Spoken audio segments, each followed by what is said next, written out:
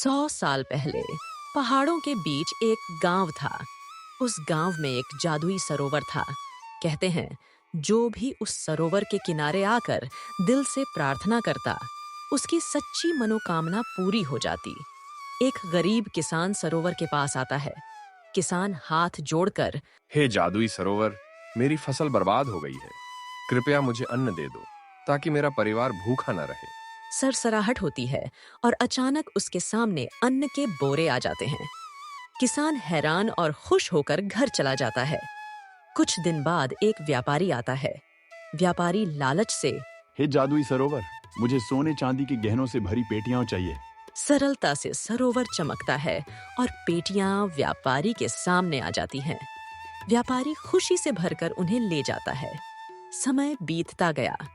हर दिन लोग सरोवर से अपनी इच्छाएं पूरी करवाने लगे, लेकिन धीरे धीरे सरोवर का पानी सूखने लगा। एक दिन एक बच्ची आई जिसके पास खाने को कुछ नहीं था। बच्ची, हे सरोवर, मुझे बस थोड़ी सी रोटी दे दो। लेकिन इस बार सरोवर शांत रहा। पानी की एक बूंद भी नहीं हिली।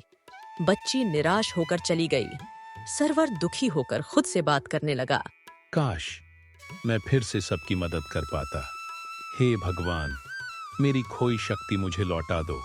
तभी आकाश से एक दिव्य आवाज आई। तेरी शक्तियां अब कमजोर हो चुकी हैं। उन्हें पाने का एक ही उपाय है। गहरे जंगल में छुपे नीलम झरने से पानी लाकर तुझे पिलाना होगा। मैं तो हिल भी नहीं सकता। मैं वहां कैसे पहुंचूंगा? तभी एक साधु वहां से गुजरे। क्या हुआ हे सरोवर, तुम इतने दुखी क्यों हो? सरोवर ने सब बता दिया। साधु मुस्कुराकर, चिंता मत करो, मैं तुम्हारे लिए नीलम झरने से पानी लाकर दूंगा।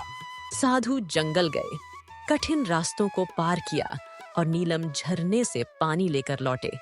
उन्होंने वह पानी सरोवर में डाला। अचानक सरोवर चमक उठा और उसकी सारी शक्तियां लौट आईं। सरोवर खुशी से, धन्यवाद साधु बाबा, अब मैं फिर से लोगों की मदद कर सकता हूँ। दूसरे दिन वही बच्ची फिर आई। बच्ची धीरे से, हे सरोवर, मुझे बस रोटी चाहिए। सरोवर ने मुस्कुराते हुए उसके सामने खाना प्रकट कर दिया। बच्ची बहुत खुश होकर बोली, धन्यवाद, आप सच्चे दयालु हो।